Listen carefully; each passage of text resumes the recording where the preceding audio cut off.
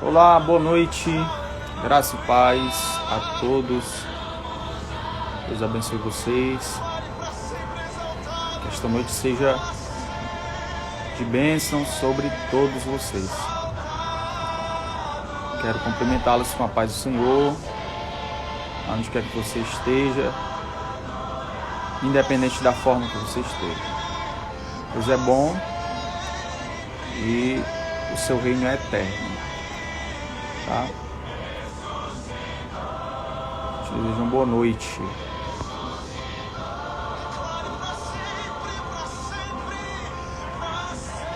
Ao som de Gabriel Guedes, falando que ele é exaltado, que ele é louvado, que ele é engrandecido. Vou deixar com vocês uma reflexão hoje, tá bom?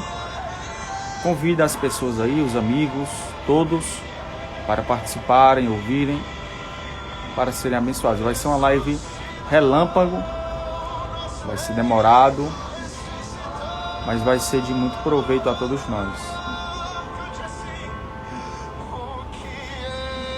Entrou aí a Camila. Paz, Camila. Boa noite, bom domingo. Que Deus te abençoe. Se você ficar aí, Camila, eu te convido aí no decorrer da live para participar aqui comigo. Estou em um outro celular, estou tentando aqui ter alguma facilidade para poder transmitir a live. Se não estiver dando para me ouvir, me informa aí que eu acabei travando o celular aqui. Pronto, paz pessoal, Camila, Rian, irmã Selma, paz para todos vocês, tá bom? Vamos adorar a Deus, porque Ele é bom, porque Ele é digno, porque Ele merece. Também entrou aí o José Neto. Convida aí as pessoas, vão convidando os amigos de vocês, vão mandando. Entrou aí a Rutiele também. Paz, Rutiele, boa noite. José Neto, paz para todos vocês.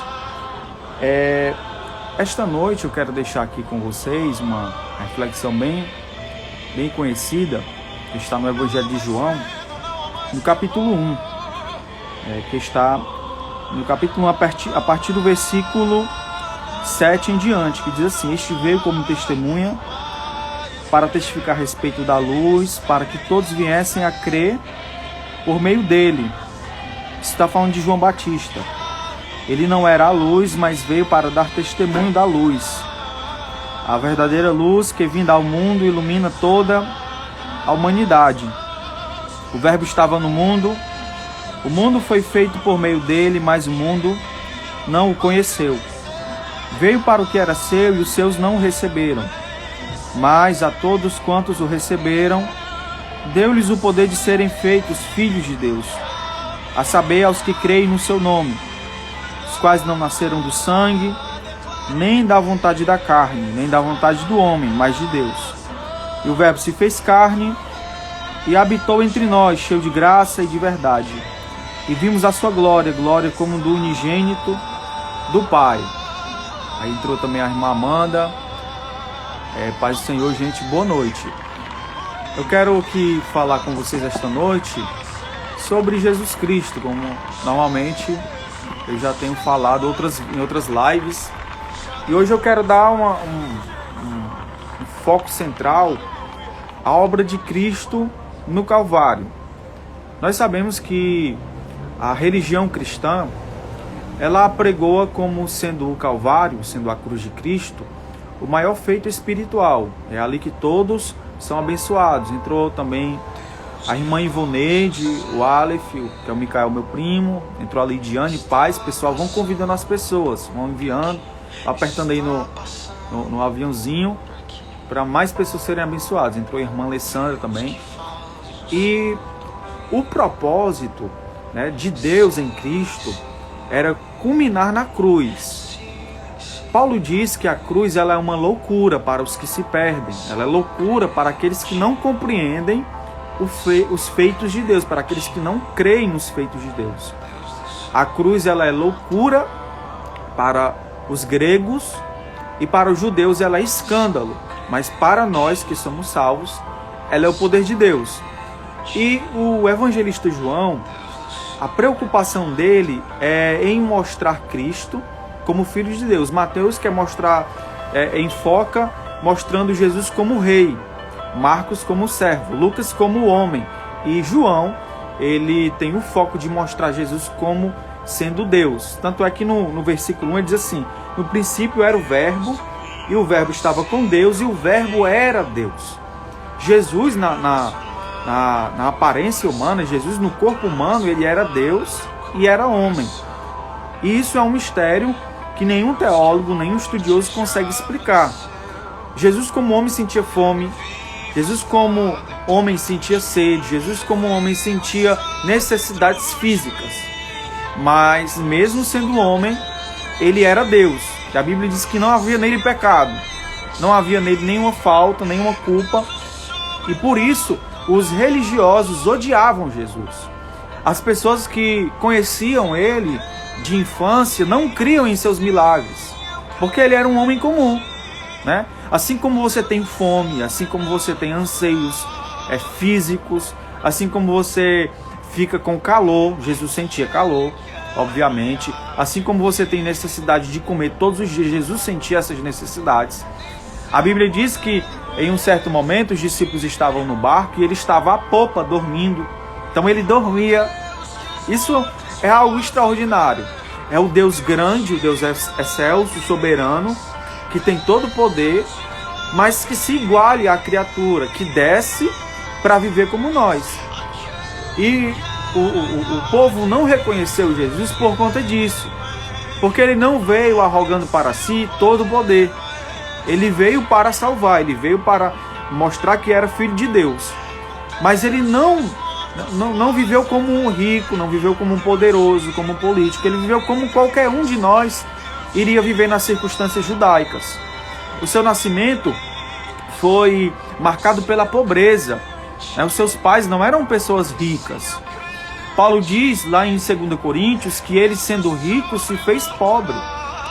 Então Jesus, ele se humilhou neste sentido. Ele estava na glória eterna, ele estava nos céus, coroado de honra e de glória, e se esvaziou a si mesmo. Paulo diz isso em Filipenses capítulo 2.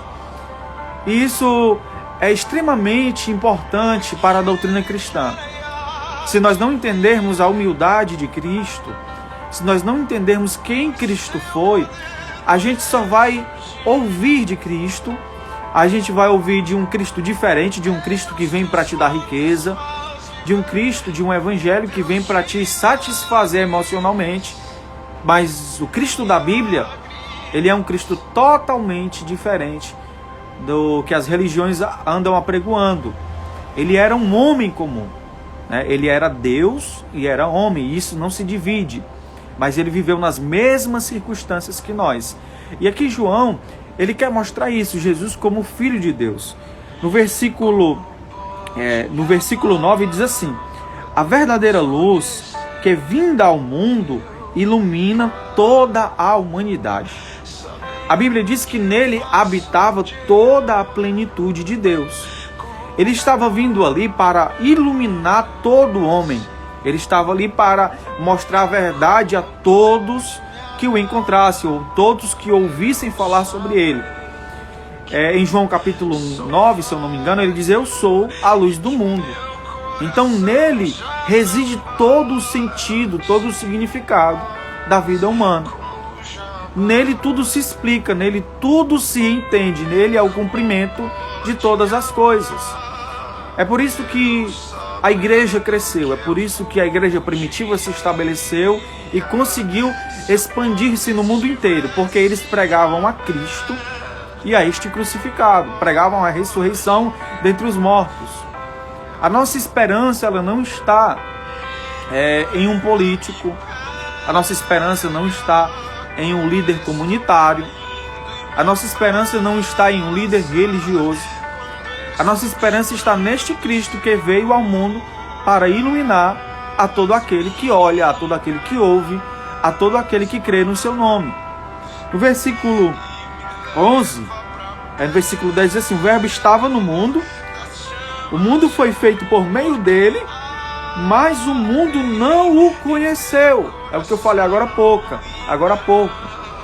Ele veio na semelhança humana. Ele veio como homem e nele residia toda a plenitude de Deus, mas as pessoas não conseguiram reconhecer que ele era o Salvador. Como ainda hoje as pessoas falam dele, as pessoas ouvem sobre Jesus, as pessoas pregam sobre Jesus, mas o mundo ainda não o conhece. O mundo ainda não conhece a majestade, a glória, o amor de Deus. As pessoas ainda não conhecem o Jesus Cristo encarnado, elas não conhecem o Jesus Cristo espiritual. Elas só conhecem aquilo que é mostrado nos filmes anualmente. E o que eu estou aqui tentando te apresentar nesta live, esta transmissão, vocês que estão aí, é o Cristo da Bíblia. É o Cristo que está presente agora nesta reunião. É o Cristo que não se impressiona com a nossa aparência. É o Cristo que sonda os nossos corações, que sabe as nossas intenções. É o Cristo que conhece os nossos erros, como está sendo aqui cantado nesta canção, neste louvor. Ele conhece os nossos erros. Ele conhece as nossas faltas, as nossas misérias. E mesmo assim, Ele nos ama. Então, a religião, ela reduz Cristo a apenas um líder religioso, um homem iluminado. Algumas religiões pagãs vão dizer que Ele era um ser iluminado, que Ele era um ser que transcendeu a sabedoria. Alguns vão dizer que Ele conheceu a sapiência. Ele era alguém incomum por conta disso. Mas a Bíblia diz, pelo contrário, a Bíblia diz que Ele era Deus, que Ele era o Filho de Deus, que Ele despojou de sua glória por um momento. Ele não deixou de tê-la, mas Ele abriu mão por um momento, porque Ele era humilde. Na entrada triunfal, Ele se montou no jumentinho, como um rei poderoso, um rei humilde, como diz Zacarias. O rei humilde que vem montado em um jumentinho. E aqui João está descrevendo essa manifestação, essa revelação de Jesus Cristo. O versículo 11 diz: veio para o que era seu, e os seus não o receberam. Ele veio para o povo de Israel. Ele veio para a casa de Israel, mas a casa de Israel não o recebeu. A casa de Israel não compreendeu a revelação de Deus em Cristo. Jesus censurou os escribas, os fariseus, os saduceus, porque eles eram ignorantes acerca das Escrituras. Eles não compreendiam o agir de Deus. Como muitas vezes hoje, as pessoas confundem o agir de Deus. Elas acham que Deus está num local, que Deus está num templo, como era no Antigo Testamento. Elas acham que a igreja é um prédio, que a igreja é um local. Mas a Bíblia diz que esta manifestação dele trouxe a nós a igreja espiritual, a manifestação interior. O Espírito está em nós, dentro de nós. Então, esse Jesus que a Bíblia prega é diferente do Jesus que é apregoado pelas religiões. Ele é um Jesus diferente. Ele veio para os que eram seus, mas os seus não receberam. Eles rejeitaram. A Bíblia diz que ele foi rejeitado em Nazaré. A Bíblia diz que ele foi rejeitado pelos anciãos e pelos líderes de Jerusalém. Ele se ofereceu àquelas pessoas, mas eles não receberam. O jovem rico, ao ser confrontado por Jesus, ao ser indagado por Jesus, ao ser questionado por Jesus, ele se entristeceu e se retirou. Assim acontece também hoje. As pessoas, quando vão ouvir sobre o Jesus revelado, é o Jesus que requer de nós renúncia, o Jesus que requer de nós frutos, o Jesus que requer de nós mudança de mente, elas se entristecem e vão embora. Porque elas acham mais fácil encontrar Jesus apenas no domingo, apenas na Santa Ceia, apenas ir a um culto, a uma reunião, a marcha para Jesus. Mas Jesus não é apenas isso. Jesus não está apenas nos templos. Jesus está em nós, Ele está se revelando em nós. Paulo diz aos Colossenses: Cristo em vós, a esperança da glória. A pregação da igreja primitiva era sobre Cristo, sobre sua morte e ressurreição. Então, acate esta mensagem, receba esta mensagem e seja abençoado por ela. No versículo 2 diz assim: mas a todos quantos o receberam, deu-lhes o poder de serem feitos filhos de Deus, a saber, aos que creem no seu nome, os quais não nasceram do sangue, nem da vontade da carne, nem da vontade do homem, mas de Deus. Deus escolheu, Deus, após perceber, após saber que o povo de Israel iria rejeitar ao seu filho, iria rejeitar a sua graça, ele abrangeu, ele estendeu essa salvação. E essa salvação está manifesta em todos aqueles que creem. Esta salvação está manifesta no meu e no teu coração. Ele resolveu abranger a salvação. Salvação foi destinada aos judeus, mas eles rejeitaram. E agora essa salvação, ela é aberta às portas aos povos gentios. E entre eles estão eu e você, que podemos nos alegrar, que podemos crer que fomos salvos pelo amor da cruz. O versículo 14 diz assim: o verbo se fez carne e habitou entre nós, cheio de graça e de verdade. Vimos a sua glória, glória como do unigênito do Pai. O escritor aos Hebreus diz que ele é a exata expressão do ser de Deus. Ele é a imagem revelada de Deus. Você quer ouvir Deus falar? Você quer saber como é que Deus faria ou faz algo? Leia os evangelhos e olhe para Jesus. Você quer saber como Deus é? Olhe para Jesus. Você quer saber a vontade de Deus para você? Olhe para Jesus. Leia sobre Jesus. Leia sobre suas respostas, sobre suas parábolas, sobre os seus ensinos. Leia sobre sua renúncia, sobre sua morte.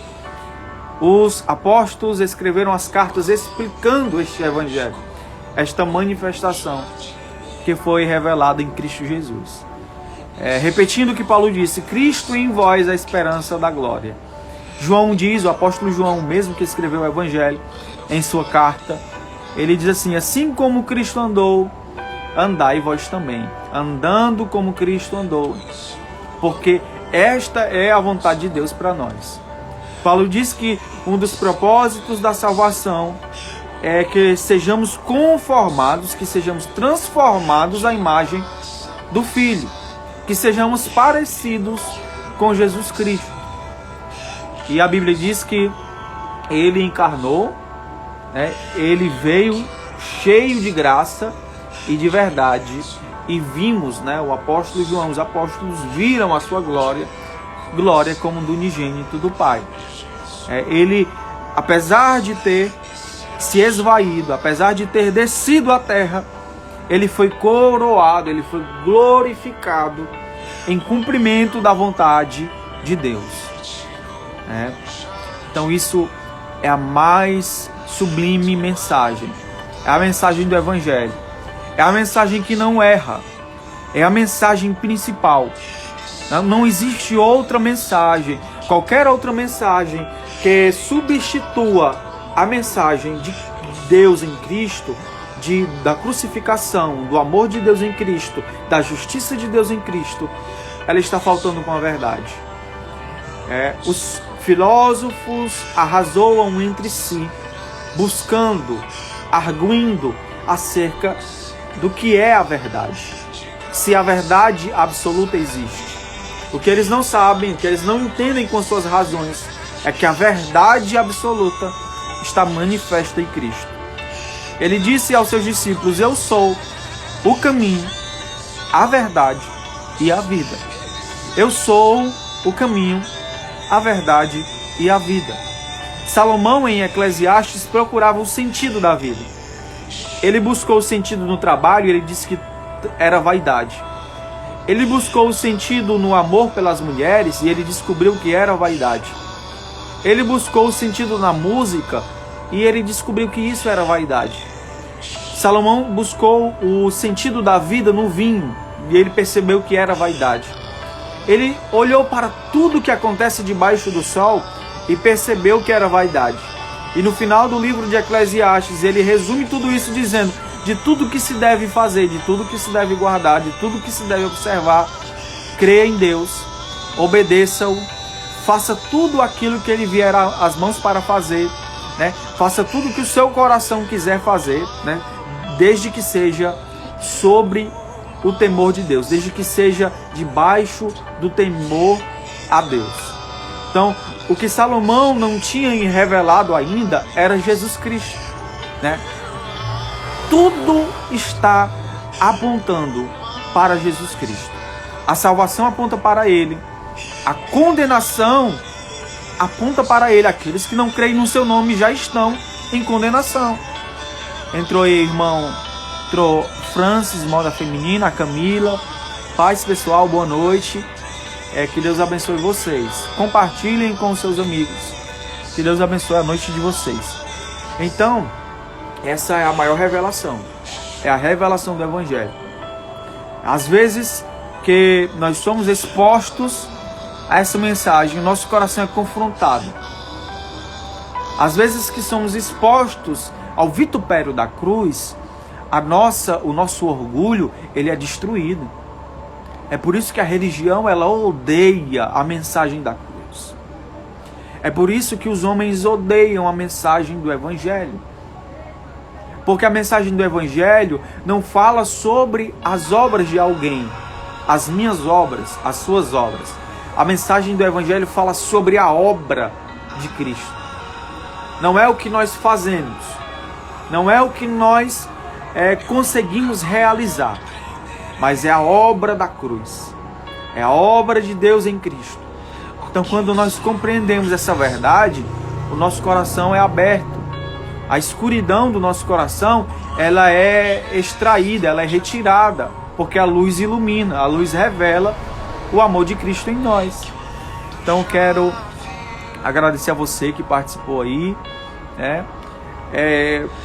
Essa mensagem, ela é muito direta, né? Muito concisa, mas é uma mensagem necessária. Se não há outro caminho a não ser Jesus, você precisa ouvir sobre o que Ele fez. Você precisa saber o peso disso na vida espiritual. A ceia do Senhor nada mais é do que um memorial da morte e da ressurreição de Cristo. Até que Ele venha fazer estas coisas. Façam isso até que Ele venha. Então, a ceia do Senhor é para ficar na sua mente o que foi feito na cruz. A nossa mente, às vezes, esquece do sacrifício. Então, se há alguma inquietação no teu coração a respeito disso, que hoje o teu coração seja remediado por esta mensagem. Não existe outro caminho, não existe outra forma. Não existe outro método, não existe outra pessoa, não existe outro poder, não existe outra mensagem. A Bíblia de Gênesis, a Apocalipse, ela está trazendo a mensagem do Evangelho. É claro que é uma mensagem que vai se completando, é uma mensagem que vai crescendo em cada livro. Em Gênesis, ele surge como aquele que vai esmagar a cabeça da serpente. Em Êxodo, ele é o Cordeiro Pascal. Em Números, ele é a manifestação à casa de Israel. Em Deuteronômio, ele é o profeta maior do que Moisés. Em todos os livros da Bíblia, ele surge, ele está aparecendo. Ele é o anjo que apareceu a Gideão. Ele é aquele que foi revelado pelo profeta Isaías. Ele é o Emanuel, ele é o Deus conosco. Ele é a luz, ele é o caminho, ele é a verdade, ele é a videira verdadeira. Ele é a cabeça da igreja. Ele é o profeta rejeitado. Ele é o sacerdote segundo a ordem de Melquisedeque. Ele é tudo que nós precisamos. Sem ele, a nossa religião é fraca, é vã, é vazia. Então nós precisamos desta revelação, nós precisamos entender o peso espiritual. Ele era Deus, Ele era Senhor e se fez como eu e você. Ele participou das nossas intempéries, dos nossos desvios. Ele participou dos nossos terrores emocionais. Ele não pecou, não se achou engano em sua boca. Mas tudo que eu e você sofremos, Ele sofreu. Ele sentiu fome, Ele sentiu sede.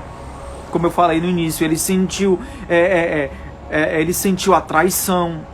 Ele sentiu as dores emocionais.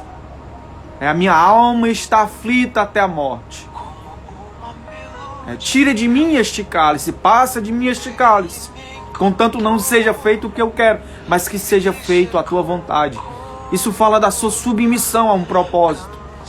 Ele sendo Deus, Ele se rebaixou. Ele olhou para nós, Ele olhou para as nossas misérias e se compadeceu de nós. Ele é para Davi o pastor, amado. Ele é o pastor de Davi. Ele é tudo. Paulo diz aos Colossenses que Ele preenche todas as coisas. Então, reconheça essa verdade na sua vida, essa revelação no seu coração. Entrou aí a Maria, entrou a irmã Regina, a minha mãe Luciana, a Débora, o Moreira, não sei se é o Moreira ou se é a Moreira. Então, essa mensagem, ela é real. Ela é real. Não existe nenhum sacrifício que você faça. Eu gosto de uma frase que diz assim: não existe nada do que você faça que vá surpreender a Jesus. E não existe nada do que você faça que irá entristecê-lo ou que irá pegá-lo de surpresa. Tudo que você faz, é claro que nós podemos entristecer. Eu errei aqui a palavra. Não há nada que você faça que irá pegá-lo de surpresa. Tudo que nós fazemos, Ele já sabe. Então, que você reconheça a verdade do Evangelho. A religião, ela não é o Evangelho. O Evangelho é a mensagem acerca de uma pessoa, é a revelação de uma pessoa. Essa pessoa é Jesus Cristo. Todas as religiões têm uma concepção sobre Ele. Como eu já falei no início, Ele era o iluminado para algumas religiões. Para outras, Ele era apenas um profeta. Para outros, Ele era um homem sábio. Para outros, Ele era um tagarela. Mas para nós que cremos, para nós que confiamos neste Evangelho, Ele é o nosso Senhor, Ele é o nosso Salvador. Não existe outro nome pelo qual importa que os homens sejam salvos, a não ser o nome de Jesus Cristo. Então que Deus Ele te abençoe. Obrigado pela sua participação. Todos que entraram aí, que Deus abençoe vocês, tá bom? Boa noite. Eu vou fazer uma oração pela vida de vocês, orando por cada um de vocês que participaram, tá bom? Senhor Deus Pai, obrigado pela tua graça, pelo teu amor, pela tua verdade, pelo teu Espírito. Obrigado pela tua salvação consumada na cruz. Obrigado, Senhor, porque nós não tínhamos salvação. Nós estávamos tristes, perdidos, distantes. Nós estávamos, Pai, cegos pelo pecado. Mas Tu, Senhor, nos revelaste a Tua salvação, o Teu sacrifício. Muitas vezes, Pai, nós fazemos disso um conto mirabólico, Senhor. Nós fazemos da Tua mensagem, do Teu sacrifício, Senhor, algo romântico, quando na verdade foi algo real. Tu desceu das mansões celestiais para pisar na terra, para ser acusado, para ser, Senhor, rejeitado, para ser humilhado, Senhor. E muitas vezes nós estamos desprezando esta tão grande salvação. Me perdoa, perdoa aqueles que não reconhecem a bênção do Evangelho, que trocaram a glória do Evangelho pelas bênçãos materiais, pelo poder religioso. Ó Deus, nos perdoa. Perdoa os nossos erros. Nos ajuda em todo o tempo. Obrigado por cada irmão que participou aqui. que tu possa abençoá-los, que tu possa visitar cada um com o teu poder e com a tua graça. É isso que eu te peço e te agradeço em nome de Jesus. Por a Silvia, a Adriana, o Suarana, que Deus abençoe todos vocês. Fiquem com Deus, tá bom?